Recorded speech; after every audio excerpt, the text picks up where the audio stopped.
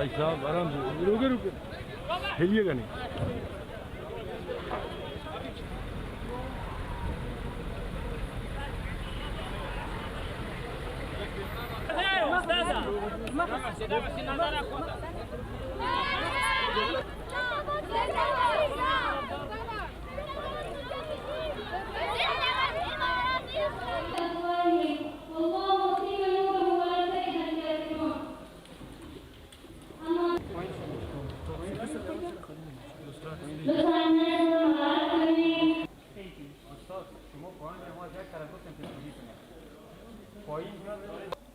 And what proves our claims, which is that this certification of the people from the Taliban, especially women, isn't real. So it's not logical that the world don't recognize Afghanistan with recognition and may this protect and have other sinister goals.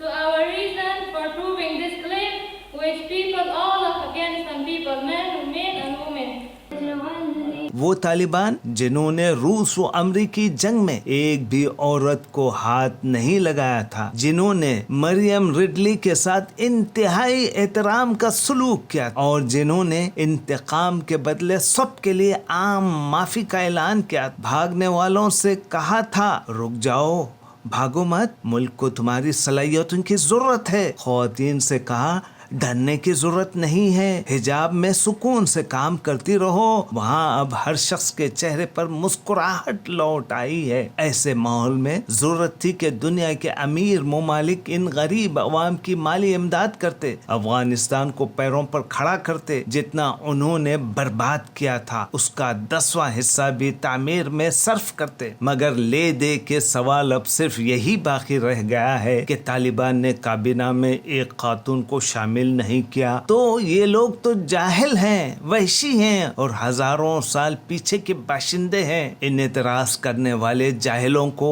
इस्लामी तारीख का पता नहीं है कि इस्लाम से पहले औरत की कोई हैसियत नहीं थी। यही इस्लाम जिसने औरत को जो इज्जत व तकरीम दी है दुनिया के किसी मजहब में नहीं है। हुजूर सल्लल्लाहु अलैहि वसल्लम और खुलफाए राशिदीन के दौर में औरतों के भरपूर हुकूक अदा किए जाते थे और आज भी कर रहे हैं। मगरबी मीडिया और बिलखुसूस हिंदुस्तानी मीडिया जो कि झूठा मीडिया और शैतानी मीडिया का किरदार अदा कर रहा है, हिंदुस्तान में औरतों पर जो मजालिम हो रहे हैं अब से पहले कभी नहीं हुए और हिंदुस्तानी दानिश्वर और सेकुलर हज़ात हिंदुस्तान का नाम तब्दील करके रेपिस्तान रखने का मशवरा दे रहे हैं, क्योंकि यहाँ रेप की तादाद में हर आन इजाफा होता जा रहा है। मुनाफिकों और काफिरों की हमेशा से यही साजिश रही है कि औरतों की नुमाइंदगी करते रहते हैं।